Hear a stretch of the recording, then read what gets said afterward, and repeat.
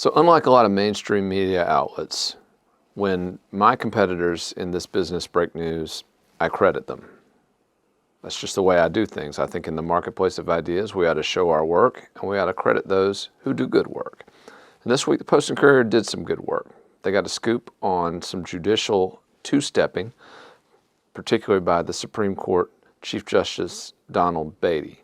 Now, what Beatty did was to issue an order, very highly publicized order, which would have rescinded some, not all, but some, a very small bit, of lawyer-legislator protections. Now, let me explain what this means. In South Carolina, if you are a lawyer and a member of the General Assembly, that is a legislator, you do not have to appear in court or be called to a deposition or be called to any sort of court hearing while you are in session, while you are doing the people's business, so to speak.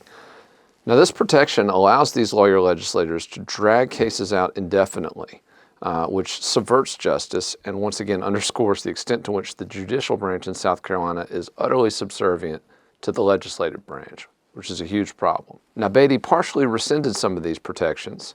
However, just a few days later, sent an email privately to circuit court judges through one of his clerks that basically said, that order I just sent out, don't worry about it. Don't worry about it. Let's keep doing it the way we've always done it. Let's keep delaying justice for people who are politically connected and who are able to afford wealthy, influential lawyer legislators as their attorneys. Basically, a complete 180. Now, what does this tell us about Chief Justice Beatty? What does this tell us about the judicial branch in South Carolina? Well, I'll tell you what it tells us. It tells us that, once again, the judiciary in South Carolina is the legislature's bitch. And yeah, you heard me just absolutely correctly there. The judicial branch in South Carolina is the legislature's bitch. And let me explain why that's the case.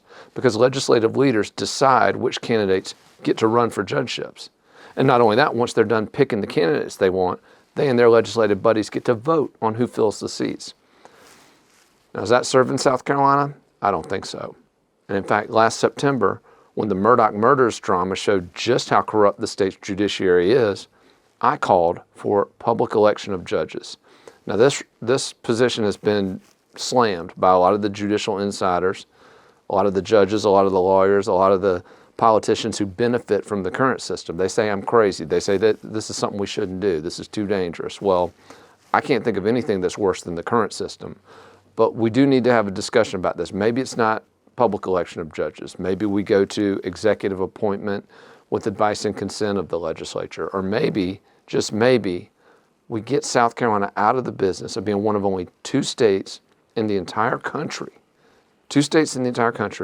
that elects its judges through the legislature.